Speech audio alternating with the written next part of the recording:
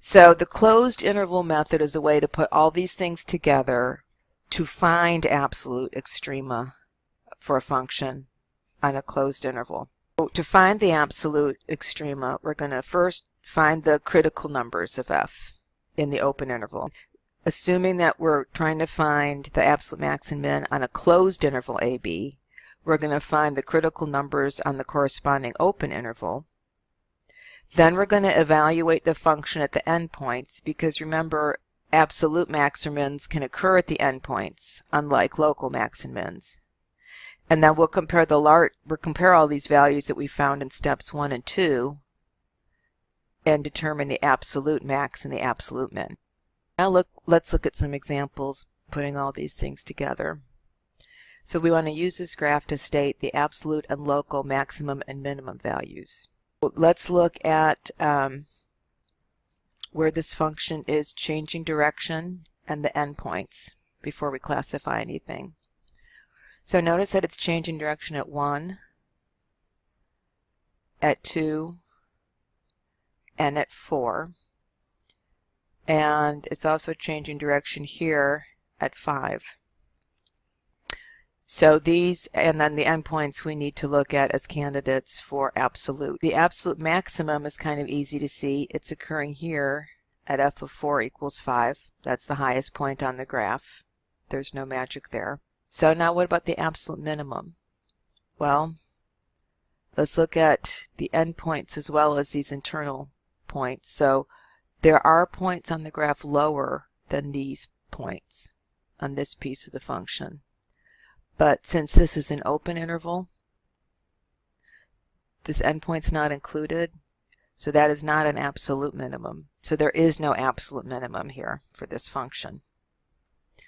So the local maxima does occur at the absolute maximum, as well as f of 6 equals 4. So this part's kind of tricky because there's a break in the graph, but still this y value is greater than all the y values to the left of it in a little neighborhood, and it's greater than the y values to the right of it in a little neighborhood. So this is a local maximum at f of 6. Now let's look at x equals 1. There's a hole there, but this is by definition a local minimum, because when x is 1, the y value is less than the y values to the left of it, and less than the y values to the right of it. So that's a local minimum. Equals 2 is a local minimum. 3 is a local minimum. Next example says to sketch the graph of a function that's continuous on the closed interval 1, 5 and has the given properties. So the absolute minimum is at 3, absolute max is at 4, and local max is at 2. So they are saying, by the way, in these problems that these are the x values they're giving. So there are lots of different answers, but one way to approach this is to start by plotting the points they give you. So you want to plot your endpoints and plot some points for the x values that they're giving you. So they're giving you x equals 3, x equals 4, and x equals 2. Now since the absolute minimum occurs at 3, you'll want to make that, whatever y value you choose, lower than the endpoints that you choose. Likewise, they're telling you that there's an absolute max at 4 and a local max at 4.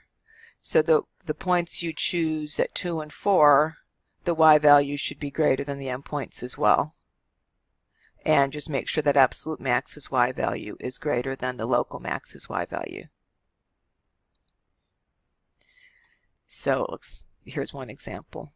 So another example, sketch the graph of a function on the closed interval 1, 2 that has a local maximum but no absolute maximum. Now remember, the extreme value theorem tells you that if you have a continuous function on a closed interval, it's guaranteed to have both an absolute maximum and an absolute minimum. But this is saying it has no absolute maximum. So that means that it can't meet the conditions of the extreme value theorem, so our function has to be discontinuous. That's a good thing to keep in mind. That something like this, you'd want to draw a discontinuous function. It has a local max but no absolute max.